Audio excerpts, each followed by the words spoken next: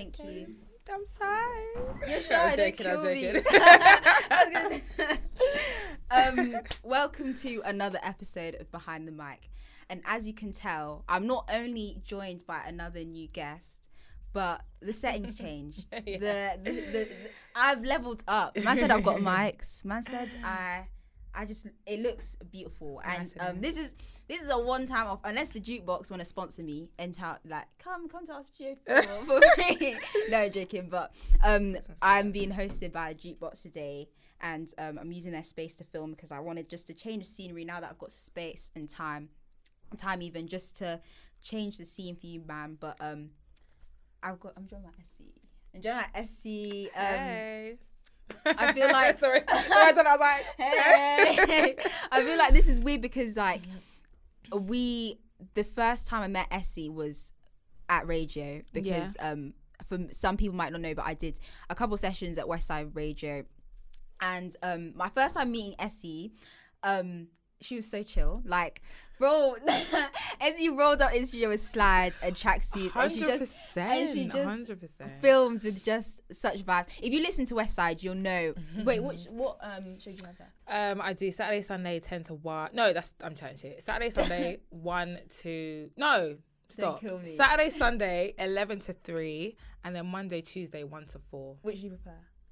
I don't know. They're two different shows, isn't it? So obviously on the weekend show, my links are shorter, and it's a 4-hour show, so more music. But then during the week, it's more like a chat vibes because my links are 2 minutes. So yeah. So do you know? I was literally saying off camera like how I found links just so. Because I feel like... explain what links are. Oh, yeah. So, you explain. So, a link is basically... To be honest, I think the name interchanges with a link in a bed. It's basically instrumental. Yeah, do you know what I mean? Yeah. It's instrumental that you talk on in between songs. So, like I said, on the weekend, they're 1 minute or 59 seconds. And then during the day, people are either driving, working. It's more of a talk show vibe. So, they're 2 minutes. So, yeah. Yeah, so when I would go to Westside, I'd pre-record them so that... Because I live too far from the studio, so I'd just pre-record instead of doing it live. You do it live, don't you? Yeah, so I'd pre-record it, and so I can listen to myself back talking, and I just didn't like it. I'd be like, hey guys, so you just listened to Say Yeah by Hailey and Mira May, and I just sounded like such a prick. I just sounded disgusing. And now that I've gotten used to my voice, I feel like I could hear myself back. But no, back then I just hated it. But my first demo, I sound like that. I sound like, hey guys, literally tired. My voice was tired. I have no idea how I got on radio with that because but I feel like, but that's the thing. Why do you think? Before we talk about how you jumped into the scene, but what do you think makes you stand out, like from as a presenter? As a presenter, yeah. I think now I can say like my style is very like conversational, and it's like I'm chatting to my friend. It's like I'm chatting to my brethren if I'm on air. Like I'll talk like this. Yeah. But at the time, I feel like I think I've only come into this style in the past maybe like a year and a half. Or maybe past couple of years, but at the time, I have no idea. I don't know what station management heard said, yes, she's the one. Yes, I want her on my station. I don't know. But obviously it comes with development and whatever. That's the thing, because when I started doing it, I wanted to sound like the people who are on radio. And but obviously that's not you. So you want to make it sound your own, but you want to sound like radio. And obviously station manager was like, just listen to as much radio as you can, just listen. He says that. And I'm like, yeah, that can help, but then I don't want to sound like other people. So then when I listen to myself back, I'm like, bro, you don't sound like that. No, you won't. I think when he says that, it's actually really important because like it tells you like radio is difficult like for me to break it down, but I can say in terms of DJing, I used to watch so many people's sets, or even when outside was open and I used to go out with my friends. Outside was, do you know what I'm saying? So I used to watch how people DJ. And I'm like, okay, cool. So that does this. Okay, cool. This is going to make my transition smoother. Okay, cool. Do you know what I mean? So watching other people, watching your peers is very, very helpful. Oh, yeah. So Essie also DJs as well. I DJ a bit as well. But how long have you been DJing? I've been DJing for maybe 4 years. What was your first deck? What did you buy? It was a Newmark Pro. Oh, do you like... See, I did not touch Newmarks. It was like £60 or something. Okay. Yeah, it was Newmark Pro, maybe 2. And then, because at the time, I learned on CDJs. Okay, that's the best. Yeah, so I went to my friend's house, shout out to Donch. He taught me. And then, but obviously CDJs they're expensive. So the new Mark Pro is just a nice controller. It's a good start controller. Yeah. So I learned on that, and then I got Pioneers, which is just like standard controller. Do you know what I mean? Yeah. But I mean, between Pioneers are more expensive, I think. I don't know. But the new Mark was, like I said, cheap. Yeah. User friendly, beginner friendly. So yeah. See, I started DJing like around this time last year, and I still have the DJI 400. It's like a really small controller, and but to start it up, you don't realize. Well, for me, it was expensive to start up because obviously I didn't have a laptop, so I had to buy the laptop. Yeah. I had to buy the software. Yeah. Buy Serato. the decks. Yeah, exactly. I use Recordbox. Okay. See, but that's the thing. Everyone's like, use I mean, Serato. to be honest, someone asked me this the other day. I always say just get use Serato. It's standard. Obviously, Recordbox is good for when you DJ on USBs, and you can organize your. Are they called crates? What are they called on Recordbox? Playlist, sort of. Yeah, whatever. Folders, whatever. Yeah, you can organize them with your USBs very well on Recordbox, but in terms of like standard DJing, once you can use Serato, you can use Recordbox. Yeah, that's you feel the thing. me? Yeah. So I just say you start with Serato, and then if you want to be a USB DJ, then get Recordbox. Do you know what I mean? So we got an intro. But so welcome back to another episode of BTM. So before radio and DJ. Oh god, it feels like we've been interviewed. Like I'm all awkward. Like what I do? I always bring guests on, and I'm always the first to interview them. So I feel privileged, obviously, because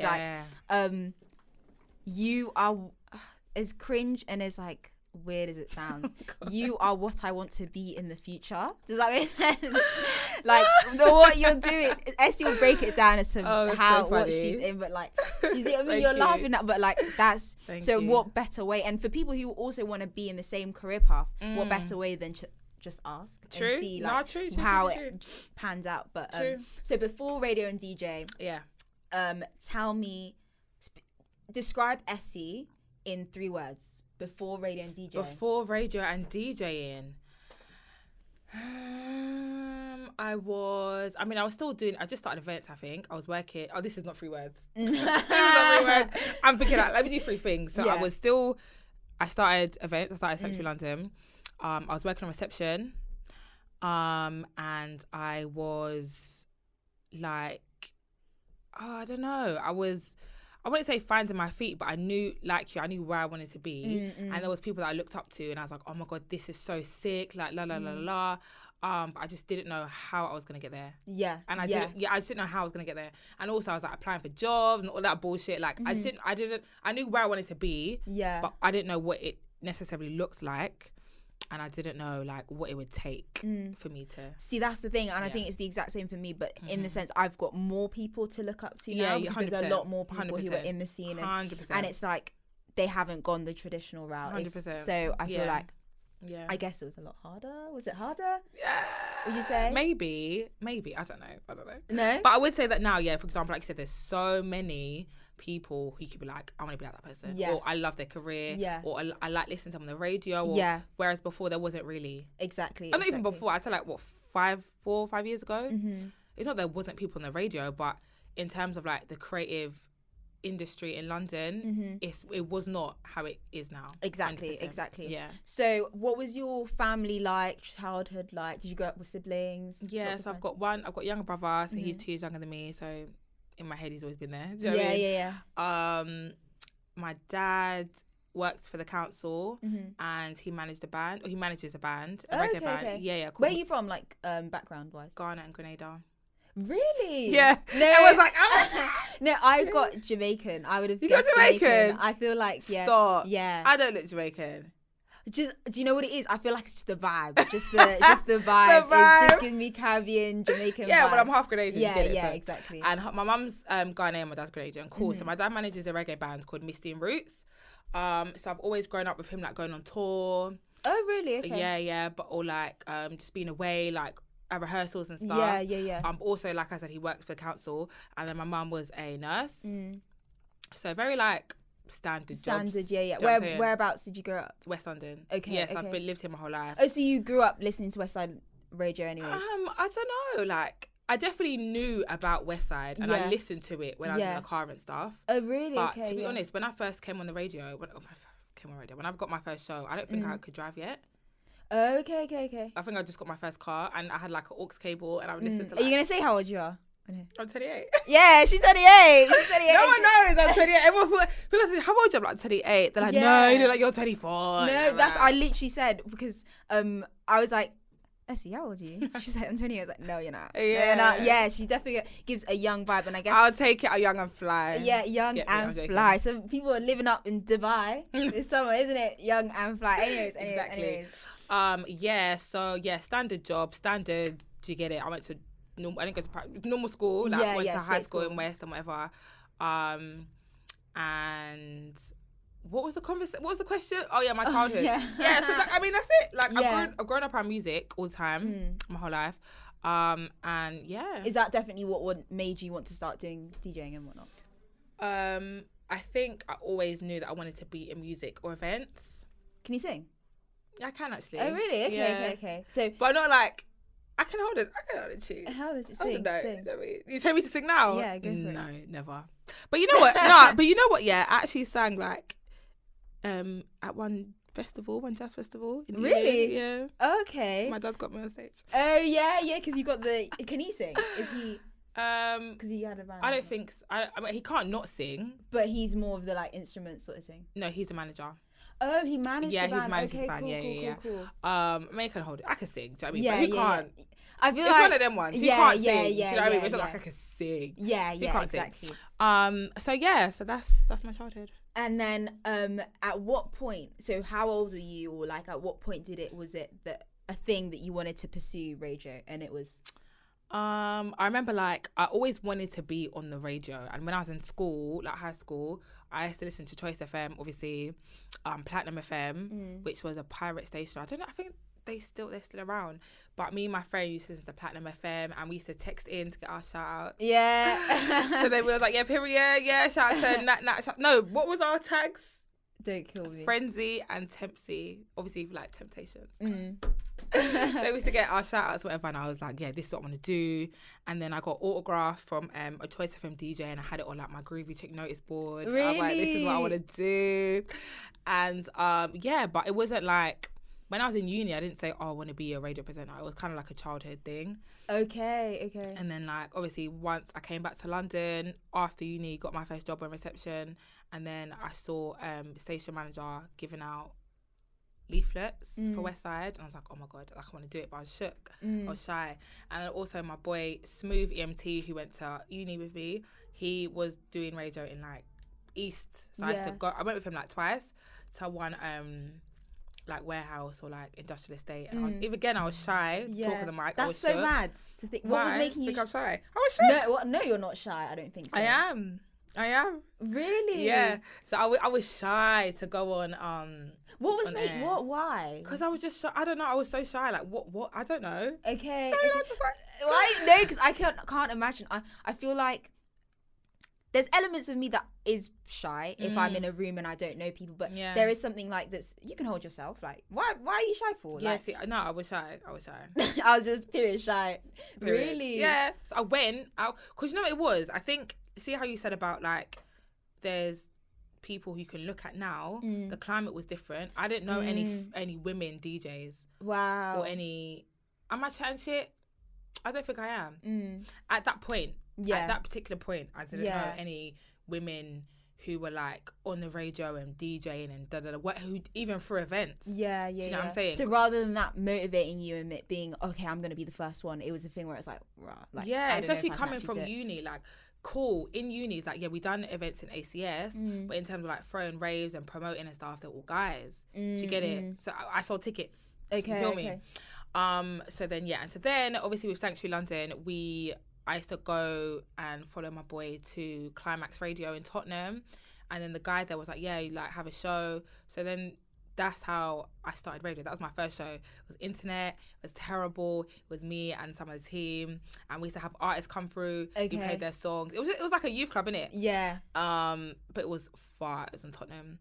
But yeah, that was my first show. That's mad because for me, like obviously you've got Essie, who literally described that there was no one, and for me, there's always been people that I like people like. I don't want to say there's no one because I'm sure there was, but it's just like they weren't necessarily on my radar at the time. Okay. Do you know what I mean? But then people were on my radar, and I would say, like, for me, I would be like, oh my god, Cyan Anderson, I want to be like Cyan Anderson. Do you know what I'm saying? Yeah. That was like, I love Cyan so much. And when I was young, not even young, but when I was like just starting out in radio, I used to be like, getting on Cyan Anderson's show is my goal. And then I got on her show. Do you know what I mean? So it's just stuff like that. So, but for me, it was a thing of like, you can get paid to chat shit and talk about music and give your opinion on stuff. And bro, it's like standard for you now. Yeah. Well, I mean, what do you mean standard for me in the sense? That's a standard career path.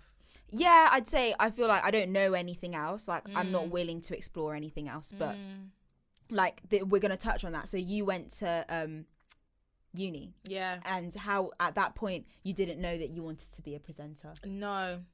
But for me, I'm gonna go this year, and I know that I want to be a presenter. But I know that I don't have to go to uni to do that. Yeah. Does that make sense? Yeah, so it's like, I'm a bit conflicted. I've applied. Like, I can't do anything now. Like, you know, accommodations there. Yeah. So, but like, it's a thing where I feel like it's what you make out of it. Like, it doesn't have to just be whatever you take from the degree that you have. Yeah. And, you know, hold on, let me bring my chair down because I don't know what I'm doing. Like, so high up. I feel like I'm high as well. And like the mic, that makes so much more sense. Sorry. It's alright.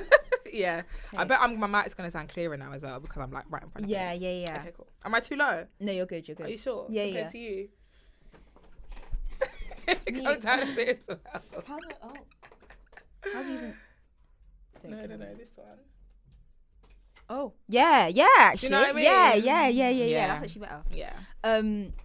But yeah, what were we talking about? Uni. Yeah. So talk about.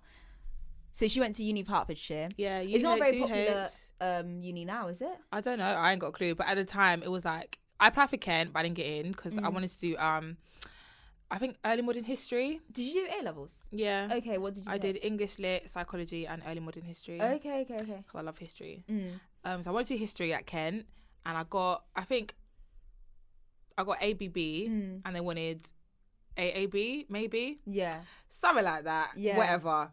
So I didn't get into Kent, so then I was like, cool, let me just go Hearts. Everyone was going there. Obviously, so is that like the Leicester of now sort of thing? What, DMU? Yeah, was Hertfordshire that? No, because there was DMU as well. Okay. But I wasn't trying to go Leicester. Allow it. Do you know what I mean? No, of course. I've gone Hearts. My best friend was going there and people that I knew. And obviously, like, when we used to go raving and, like, Tudor Rose and stuff, we used to see, like, all the DJs come from Hearts. So I was like, cool, let me just go Hearts, do my thing, whatever. Yeah. So I've gone there and, it was calm. Like, I did English again, English literature. No, I'm chatting shit. I did a creative... What was my degree called? What was my degree? No. It was a humanities degree, so it wasn't anything in particular. Oh, so it was like that English history. Yeah, I did modules. So I did English literature, creative writing, and what the fuck was it? English literature, creative writing, and there was a third one. I can't remember. Yeah, I can't help you that. Well, either way, it was a humanities degree because again, like I've never been the kind of person to just do one thing. Oh, so I couldn't pick one. Because even at Kent, I'd picked history and something. Yeah. So I couldn't just pick one. Yeah. So, yeah. And so then, at that point, was it a thing where you didn't want to go, or you knew that you wanted to go, but you didn't know what you were going to do, that sort of thing? Like, what, career-wise? No. So going to uni was definitely the choice for you? Yeah, because I didn't have a choice. It was the first thing. Like, in my house, like, you're going to go uni. Yeah. And secondly, everyone was going to uni. Okay, so you didn't want to... Yeah, because I went to college and then it was like, you go uni. See, that's the thing. I feel like now it's definitely a lot different. Yeah, it's different. Yeah, because obviously people... I feel like, I don't even want to touch on the like traditional African, you have to go, but more people know that if... There's other routes routes that you can take without being in debt, or other routes that you know that you don't have to... You can invest your time even more without having to go to... Yeah. So, and... what's my train of thought? No, because if I have...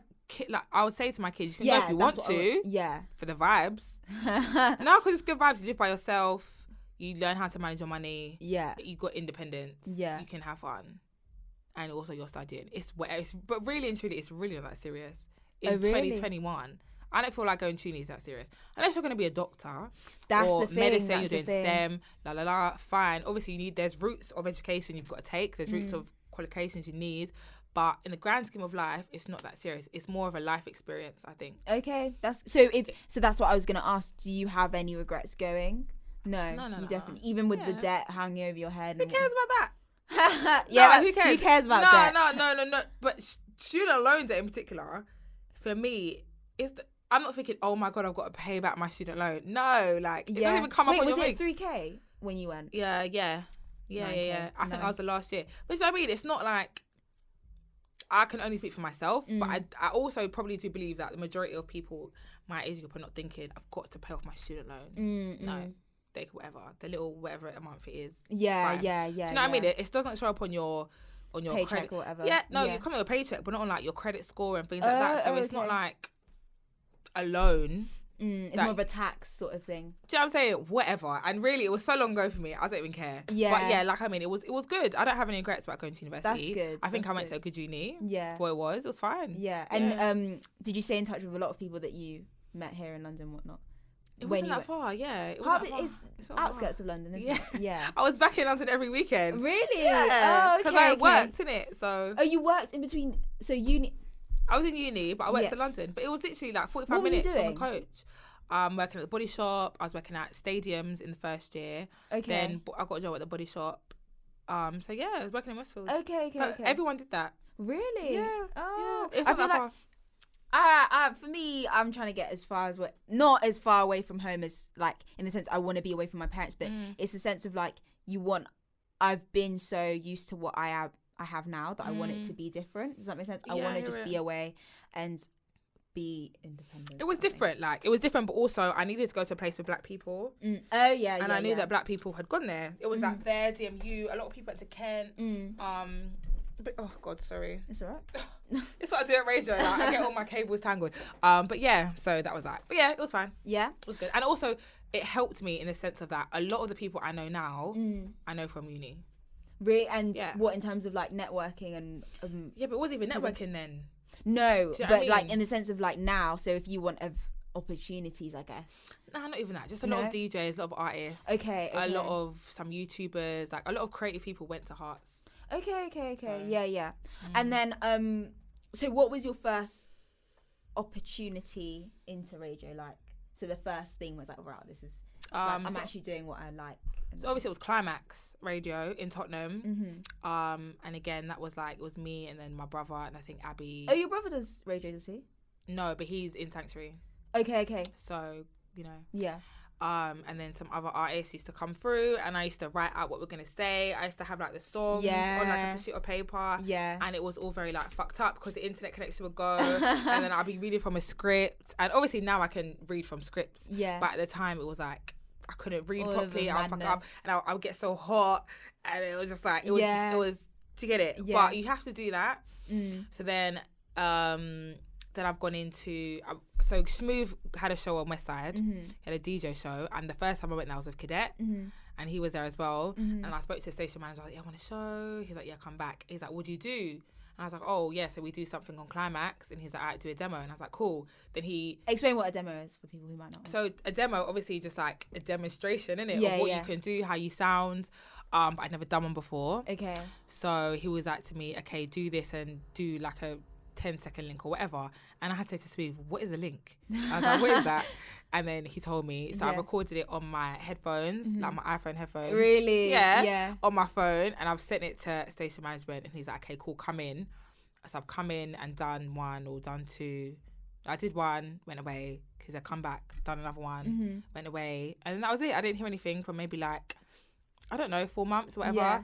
And then randomly he was like, "Okay, come in and cover a show." And I was like, so between that 4 months, you were like, "Oh, I've effed it now." Like, I don't know. No, I didn't think that. I was just like,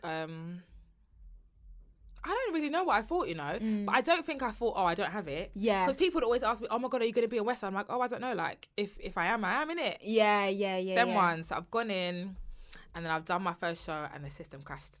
Oh, don't kill me. Yeah, the system crashed. And I was like, "Oh shit." Then someone, luckily was in Studio 2 and reset. And then I obviously kept calling me in to cover. Yeah. And then one time I done a show and I was like, "Okay, cool. I'm going to talk about like the Grammys or something." And then he texted someone else who was in the studio and said, "Tell Essie to talk about something else." Because I was going to talk about it for the whole show. He's like, "You need more topics." Because them days I was like, "Cool, I need to think of like bare topics for radio and la la la la la." But I'd only prepared like 3 and he's like, "You need more." And I was like, I don't know, yeah. Yeah, but now obviously I don't, like, it's different. But yeah, so we'll talk on it, but like now it just comes to your head. You can talk about anything and it's... Yeah, so now it's a lot easier. For me, when I first did it, Essie will tell you, like, bro, I'd be like, I don't know what to say. Like, I'm finna just be like, this is the song you just heard. Next song. Like, do you see what I mean? Like, you have to obviously, there's a lot more to it, and you need to make people feel like they are there with you, they're listening to the tunes and what, but it takes practice, and that's what I didn't appreciate. It doesn't come naturally, and it takes it does take a lot of work, a lot of time for you to get it. But obviously we've touched on Sanctuary London, but do you want to explain, because I'm a bit confused as to what it is, you know? So Sanctuary London started off as an events company. So the first show we ever did, we had like poets and shit, and like spoken word and like games. It was that kind of like uni show vibe. But then I always wanted it to be like live music. So then we focused on that. So we had a lot of shows at like Queen of Hoxton. And who do you run this with? Your brother and a friend? So at the time I was doing it by myself, and then my brother's girlfriend said to him that she wanted to join. So that's Abby. I said it was just us two, and my brother as well, actually. But obviously he's not in music, innit? He's in physiotherapy and sport. Okay. So music isn't really, he doesn't really care. His niche sort of thing. No, I don't care. But he was just helping us. Yeah. So yeah, we did shows. So this like back in the day, we had like we had Young Bane, House of Pharaohs, One Ace. Really? Yeah. Shay, Jules, like so many people back in the day. And then I say back in the day, it was like 5 years ago. Yeah. You get it. And then we did Gets, and then we just kind of grew. But it was I lost more money than I made. Really? Yeah, at the time, because I didn't know what I was doing. Yeah. Like I didn't know what I was doing. Like it was mad. Even to book Gets, like. So what was it a thing where you'd save bare money and be like, okay, I'm gonna buy you to perform? Yeah, essentially, yeah. I was paying for him in like, because I used to get paid weekly because I was I was a receptionist, and I used to get like £300 a week, and or free something, whatever it was. And obviously that was my first job, so I'm thinking, cool, okay, chat to me. I could buy my car. I bought my Astra. Get it? I was whipping. Like, cool, went on holiday, got my little designer, whatever. So yeah, I was using my wage obviously to pay for Gets, which is obviously mad. And then so I would always come out of our pockets. Okay. And I'd say we started to make profit. I don't even know, maybe like 4 years in. And then we do parties as well. But even with the parties, any promoter can tell you, like, they've had events with like 5 people in there. Do you get it? And they got to pay for DJs. They got to pay the graphic designer. They might have got a minimum spend on the bar. There's all sorts, and you're just stressed. Your head is just so hot, like, and I'm crying. And oh my god! I'm like, shall we allow it? Shall we never do events again? Like, any promoter will tell you, stress. But that was that. So yeah, events. Then we did like talks. We done live shows. We were in a jazz festival, which was hard. Yeah. We were in another festival in Camden Assembly, and so we were getting traction, and I'd say like venues and booking agents were always reaching out to us. That was good. Yeah. Cool. Then lockdown happened, and then I remember March, like last year, I was walking in my park, and I was like, you know what? I was like, let's just allow it. Really? You just wanted to give it all up? Yeah. I was like, allow it. I was so depressed because I was like, also I left my job at the time. I was at Brown Partnerships. Was I a manager? I don't know. But yeah, I didn't like my job. I hated it. And so I started freelancing. So I was a full-time DJ. So I was just like getting by, making money. Yeah. And then lockdown. So I was very like, what am I going to do? How am I going to make money? Like, how am I going to pay my phone bill? How am I going to pay my phone bill? Do you get it? Yeah. All of this. How am I going to run Sanctuary? All of this. So I was like, let's just allow it. And then fast forward to August. Do you know, and sorry, just to interrupt, like, you are not alone in that. Like, there were so many creatives who felt like that. And it's like, obviously everyone's out for themselves. So what was I saying? Sorry, funding was key. Yeah, so right. So it's an experience unique to being black in London. Yeah. Start up, so to speak, being creative. I mean, this is a conversation that we could have for hours and hours and hours. Yeah, exactly. Hours. But funding is a key thing that I've only realised that people were getting funded like this year or like during the lockdown. Do you see what I'm saying? What, so non-blacks were getting funded? Yeah, but not non-black. No, but not funding, but just like support. There was financial support that had access to certain things that we didn't have access to. Whether it be venues, whether it be certain artists, relationships. Do you see what I'm saying? Yeah. Sponsorships, all of this. Yeah, cool. So a lot of people were doing it by themselves or doing it off the back of, yeah, cool, I've done this event, I've made peas, that's going to flip into the next event or into the next project. Do you get it?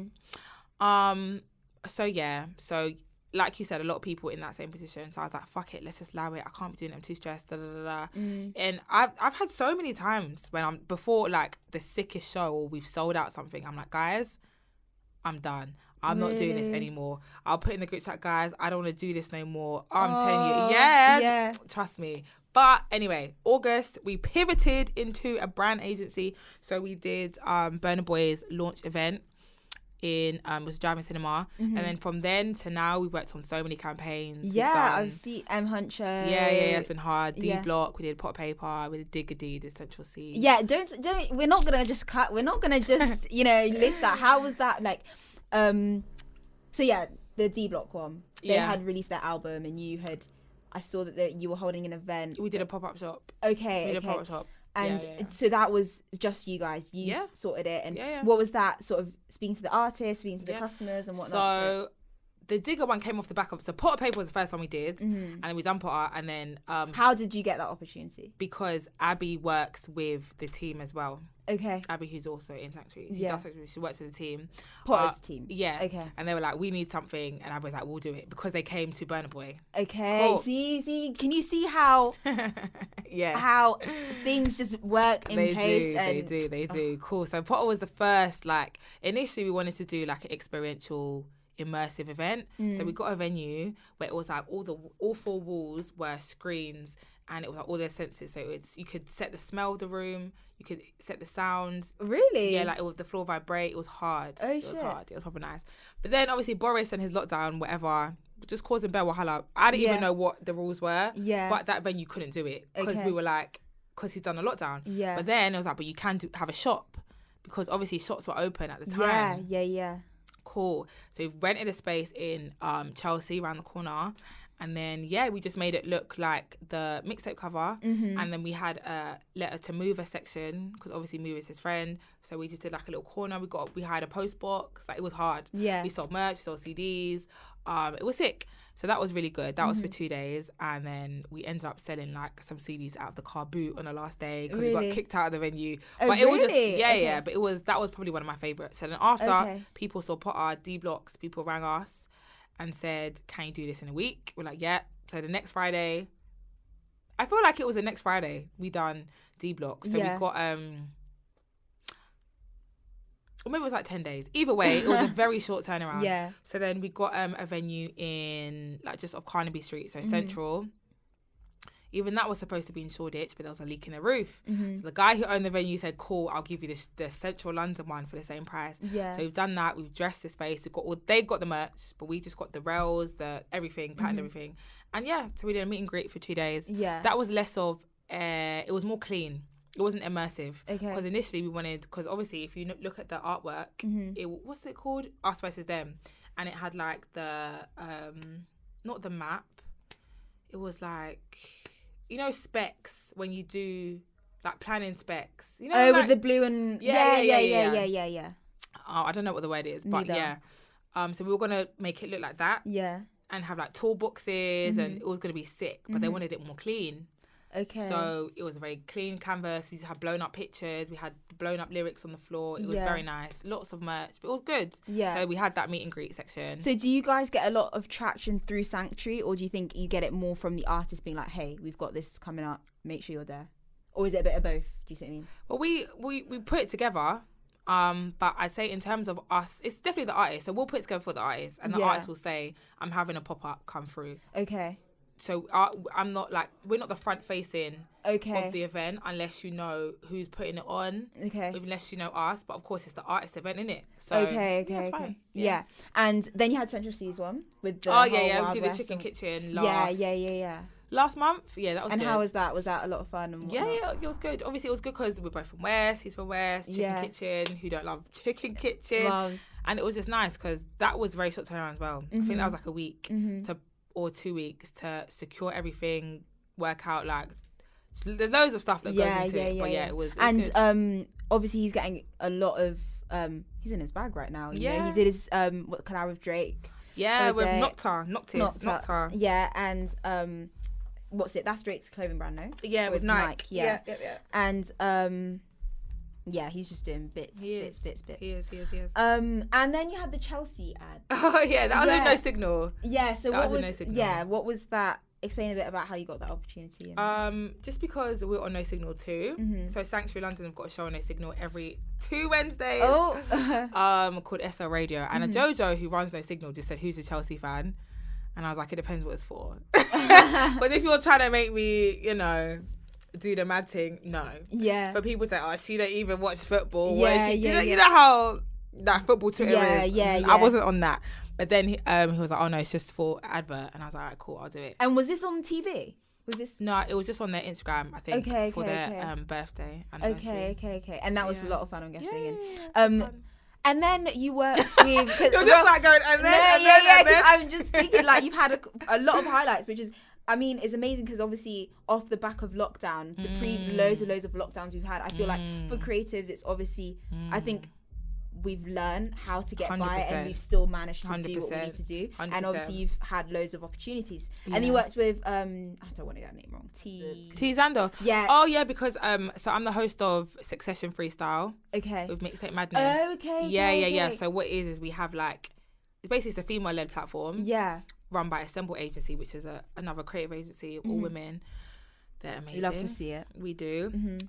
So yeah, because I think it's just, cool, women go on other platforms. Yeah. But it's in the mix of the others. Yeah, exactly. Other male artists and stuff. So it kind of gets lost. Yeah. So this is just a place where you can, boom, you come on and you know what you're getting. Yeah. And I think it's really important. And you DJ for her and whatnot. So I'm the host of that. Yeah. And how did you get that opportunity? Did you sort of make it your... Because I think, because we've worked together before. Yeah. We worked together on the propaaa stuff. And they just wanted a DJ who, like... Oh, no. Oh, okay. But I'm talking about how you became the host of... Yeah, I'm talking about that. Oh, okay. Yeah, so they wanted a DJ who obviously, like, works in UK rap. Okay. And I feel like when I first started, that was my main focus. Okay. And I would do like wifey rhythms mixes with just UK. So yeah, we worked together before. These people are banging. I know, but it's soundproof though. You can't. It won't come through. I don't think. Okay. Yeah. So that we worked together before, so they know what I can do. We know each other. So it was just a case of like, Essie, can you do this? And I was like, I can. And she did. She did really well. Yeah. It was lit. Thank you. So you literally said that there's earlier in the show you're like, there's a lot of presenters in the scene right now. So do you think that it's sort of oversaturated now? And no, like as in like not too many, but like you said, we can sometimes get lost amongst other presenters maybe. And how do you what do you think about that? Do you think? No, I don't think it's oversaturated. I think it's amazing. I think it's like, it's hard. And you know what it is, yeah? It might look like there's so many maybe women in radio or black women in radio or in like promoters or DJs or whatever, but we're all at different levels. Yeah. It? Everyone is not Cristiano Ronaldo. Yeah. You feel me? Yeah. Everyone is like whoever. Some people are doing Premiership, some people are Championship, some people are, just going for their trials. Yeah, do you know Sunday what I mean? League. Yeah, exactly. But everyone is at a different point in their career and it's lit because I think at every step of the way, there's someone who can look up and be like, oh, that's what I want to do. Yeah. Someone who can look down and help. Yeah. Do you know what I mean? So, no, I think it's great. I think it's so good. There's so many different ways, and you don't even have to be on radio. You could be a presenter, you could be DJing, and even people might say, oh, there's so many female DJs, but everyone is not at the same stage. Yeah, I don't think there's many female. Who says that? Well, at one point, but maybe not now. But yeah, there's people at different stages. Yeah, some people are at my stage, some people are ahead of me. Do you understand? There's always someone bigger and better than you, and there's always someone who's just starting out. So I think it's a really good thing, and I'm happy that there's more. Like every time I meet someone like Essie, I'm learning how to DJ. I'm like, yes. And I'm like, just make sure you practice. That's the advice I would give. Really? So I'm like, oh my god, bro, I lost all my music. That happened to me. But you go again. Yeah, honestly. And the thing is that with DJing, you're not going to be a millionaire overnight. Yeah. So if you don't really like it, then just don't bother. Because look at lockdown. for example, I didn't do any Instagram lives. I did like 3 during lockdown because it was just too much. Like it was, I think the lockdown in general was too much. Everyone was too much. But I commend the DJs who every single week entertained us on live. You get it. There's so many, and it's for free. Yeah, exactly. Not paid. All of the stuff we do, that we've done during lockdown is free. Do you know what I mean? And no one's gonna do that unless they actually love it. Yeah, exactly. I mean? Everyone's had sets for free. I've played sets for like, I don't know, like £40. But by the time I put £20 in my car to get there, and then I get McDonald's after, that's already like £16 or whatever, or £26, and then I've got to buy a drink when I'm there, and then my profit is like £7. Do you know what I mean? So it's nothing, and it might be far. Like we've all done. DJing is one profession where at the beginning you have to put in the groundwork. Like, So and what's that? There's a saying, it's like you have to do it for free before you get. I don't necessarily think you have to do it for free. But there's a lot of free work before you get monetized, I guess, and before you get in your bag and whatnot. Yeah, and I don't necessarily think there's anything wrong. Luckily, the position that Sanctuary are in now, everyone who works for us, I can pay. But I don't think necessarily there's anything wrong with doing things for free if it's what you want to do. Yeah, no, I feel like that's... Bro, there's been so many times where... I say there's been so many times, but maybe I've been called to a shoot to do some presenting behind the scenes or whatever. I know that there's people who would get paid to do that, but it's like I know that I would love to do, if I could do that back to back and just be called and be traveling and working with artists, I'd do that for free for sure. I think it's a fine balance between a company who can pay you and who doesn't, and a company who can't pay you, because everyone there is volunteering, or everyone there is, do you know what I'm saying? And also, again, sometimes I might have personal relationships with people where I'm like, yeah, of course I'm gonna come down and do this, but if anyone asks me, I'm like, yeah, babe, this is my booking fee. Do you get it? So, but it's a fine balance, and I think even now, like 5 years in or however long I've been in my career, I'm still doing things for free, like. But that's because they're my people. Like, if my boy said, "S, can you DJ at my birthday?" I'm like, yeah. Do you know what I mean? Yeah, it's his birthday. Yeah. But unless he's selling tickets at the rave and he's like, I can only give you £40, I'm like, whatever. Yeah, exactly. Do you know what I mean? Exactly. But it's a fine balance between, especially when you're starting out, between working for experience and getting your expenses paid or whatever, because sometimes that's all the budget allows, or working for a company who's giving you some nonsense and they're paying big money to everyone else. So have you ever had to deal with that? No, I don't think I've ever done an unpaid internship in like a creative company, because to be honest, every time I've applied for so many things back in the day, and I'll never get them. So no, I've never done an unpaid internship for a big company. But again, like I said, certain things in this industry just aren't paid. It is what it is.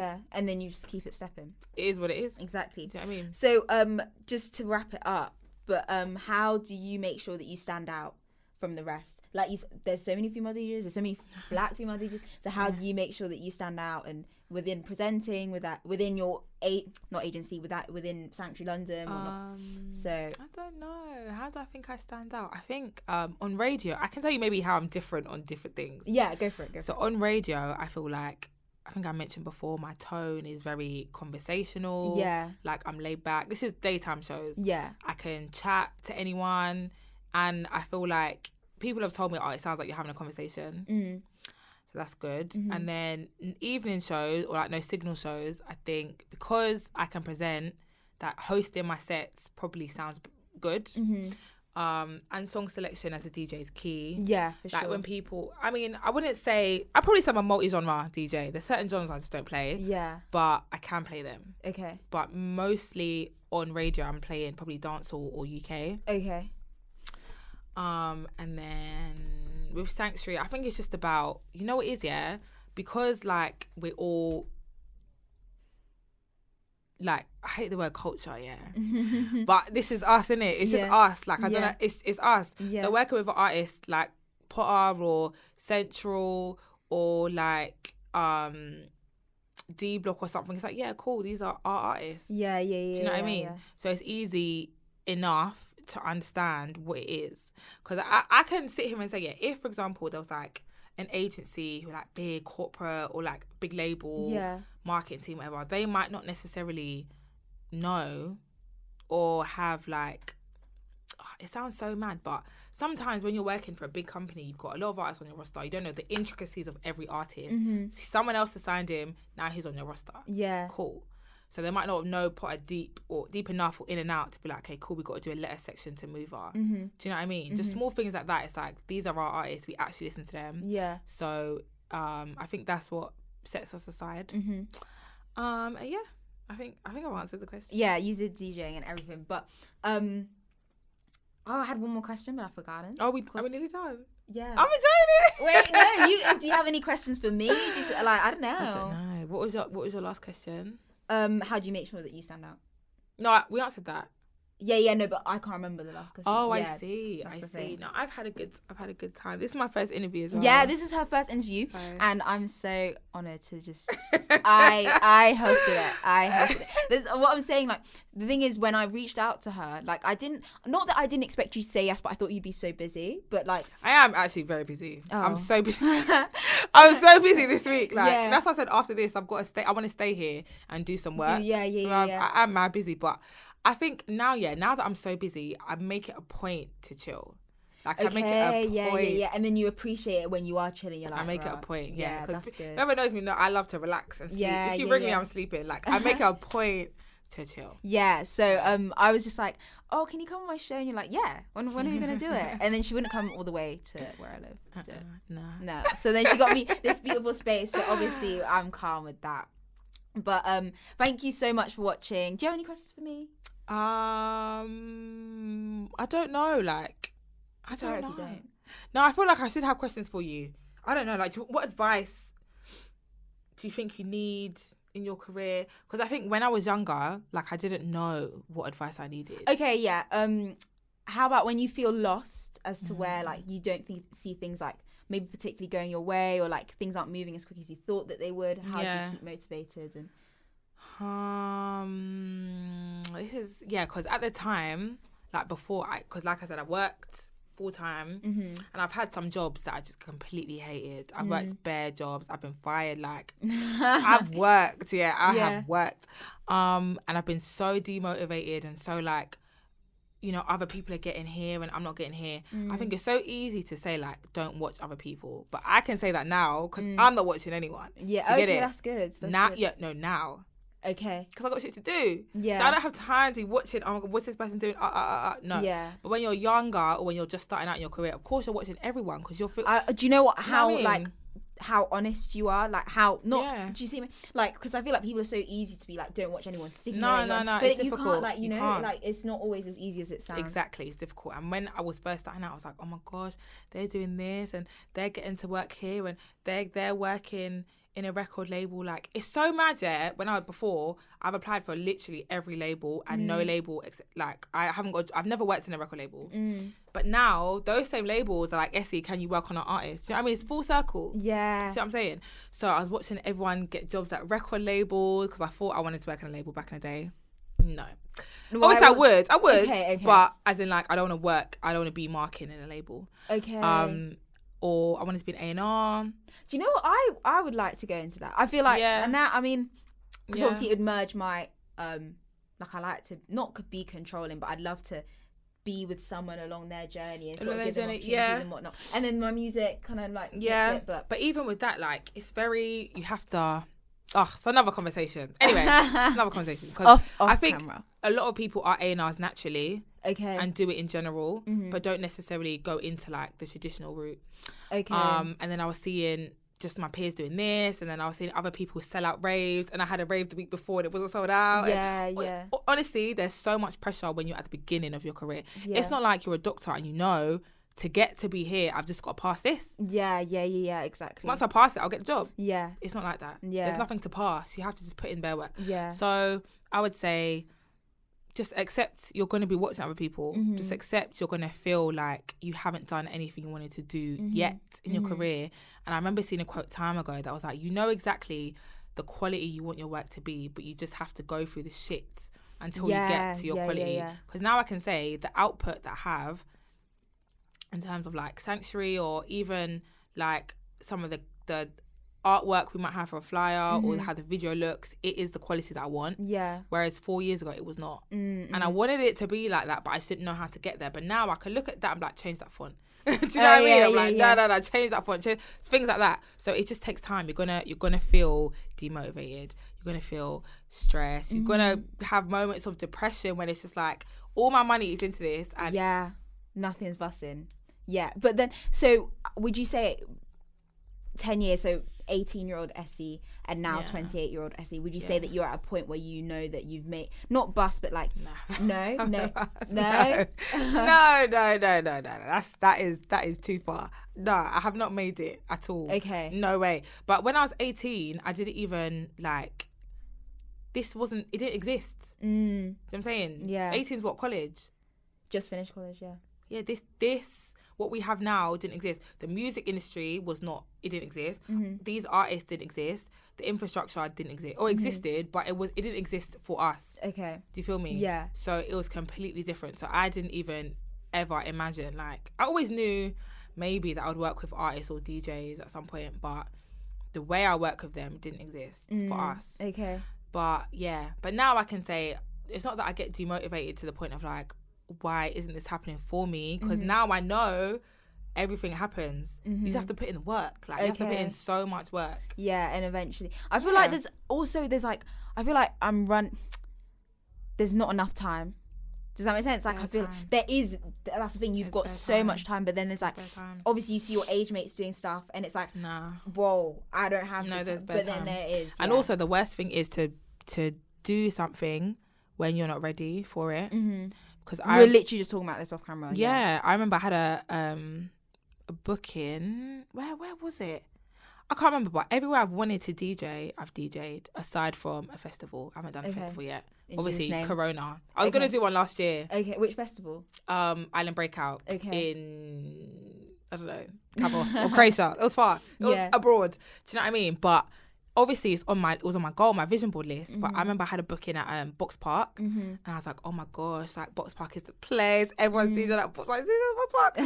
But when I wanted to do it, I would have been shit. Yeah. Because don't get twisted, I was a shit DJ, of course. Everyone's shit at the beginning. I was not a good DJ. It's not up for debate. Like, I was terrible. Do you know what I mean? I couldn't do it. I couldn't play. I could barely. I was like, Yeah, bro. Do you know, when I first started, I remember calling my friend, like, bro, this isn't for me. Like, I can't do this. Obviously, then you practice, then you get used to it, and you find your groove and whatever. Yeah. But doing things when you're not ready is the worst. Because obviously you'll be feeling like shit. Then everyone else is going to look at you like, oh, wait, what? She was gassing this, and now she can't. Yeah. Exactly. So you don't want to run before you can walk. And my friend always said to me, especially with DJing, it's a very good piece of advice. Like, make sure you have the experience enough to fix your mistakes and to know what your mistakes are. Exactly. Because if you've made a mistake and you're DJing, you don't know what's the issue. You're just there like, do you know what I mean? Once you know what the issue is, you can fix it quickly and you move. Yeah. Do you know what I mean? So doing things before your time, it's not it. And you did for Kiss FM, didn't you? Oh yeah. I've done that a couple of times. We did Wait, sorry. No. Sorry. No, we did a Kiss FM Kiss Fest takeover, and then I've also done. I think I did one in lockdown. I think I did some in lockdown. Yeah. And then that's another thing as well. There was a point where I was like, oh my god, I want to be on every national station. Wow. And then I have been. Do you know what I mean? She did that. I have.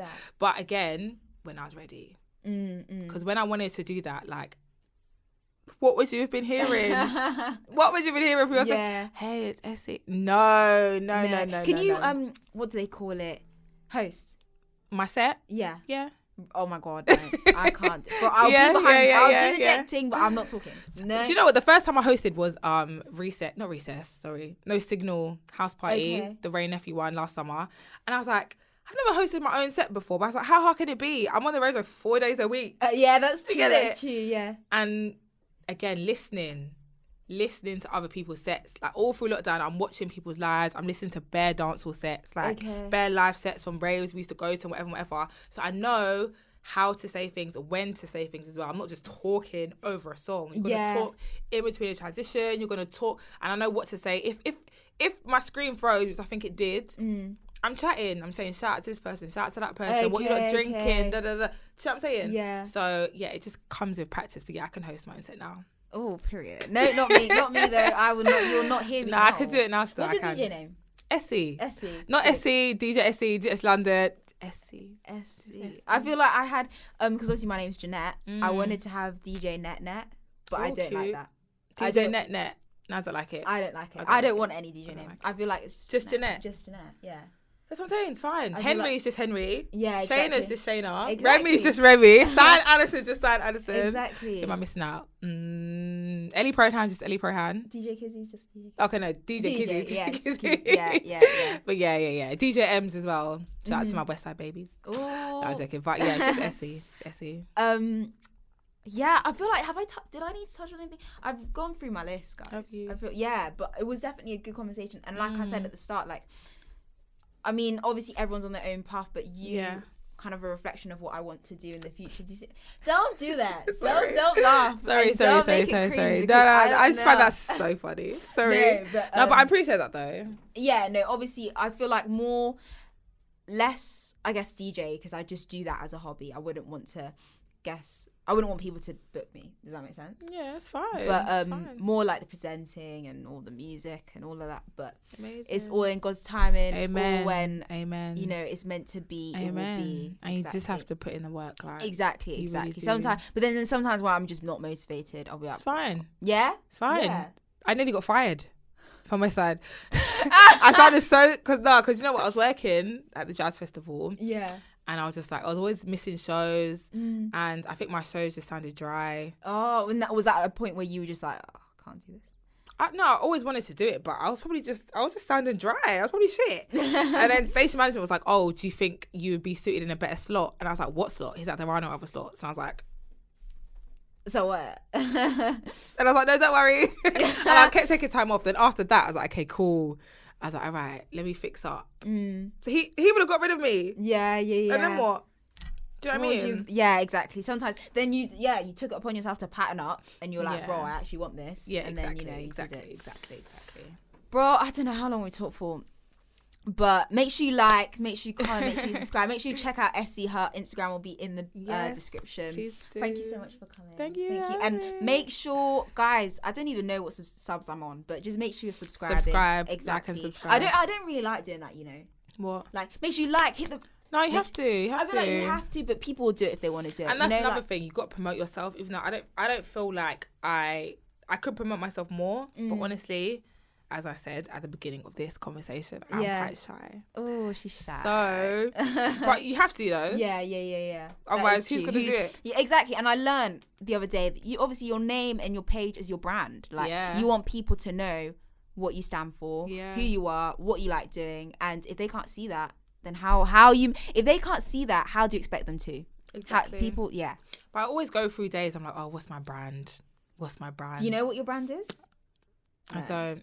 I think I don't know, just fun babe. I like that. I'm just a fun babe. Like I'm just out here like having a good time. I like that fun. Oh yeah.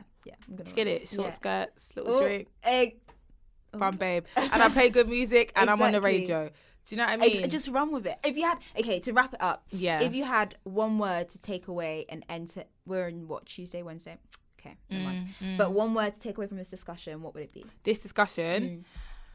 I think it would be, I feel like it was a good discussion for me to do because I don't think I've ever not that I've never been honest but I don't think I've ever explained a lot. And hopefully if there's someone watching who's 18 or 17 or whatever in college or in school, they're like, okay, cool, Essie has actually suffered in this life to get to where she is now. Not that I've suffered, but do you know what I mean? It's not as easy and clean cut as no, it's not. I feel like this is a beneficial chat for whoever's listening who might be like, oh, Essie's got it all figured out. Trust me. It's been blood, sweat and tears, Virgin. Honestly. For sure. And do you know what I like? It's a thing where it's you don't do just one thing and it doesn't have to just be one thing. You can do all the things that you like to do. Yeah, you can. And it can work. And you can do it. Because people used to say jack of all trades, master of none.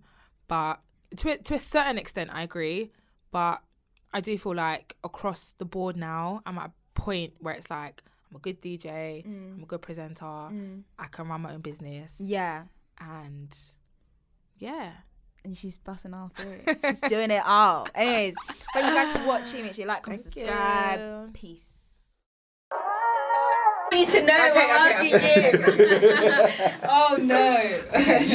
I would tell my kids, if you want to go to uni for the vibes, go. If you don't want to go to uni, it's not my fault. Because my dad said to me, if you don't go to uni, what are you going to do? And he looked me in my face and I was like, oh no. That's the same with me. Did you go to uni? Yeah, you went to Southampton. It was by force. I applied at Southampton, but I declined their offer because they were asking more. Like, they were like, oh, why do you want to come here and do the course? I was like, bro, read my personal statement. Like, why are you asking me again? So I was like, yeah, you guys are asking me. Are you looking at the camera? Yeah, look in the camera. When we speak? Yeah, or we can look at each other. What do you think? No, looking at, I feel like I'll just be looking like in the distance. It doesn't matter either way, as long as we look like we're having a conversation. Is it recording? Yeah. Okay, let's put it. I think that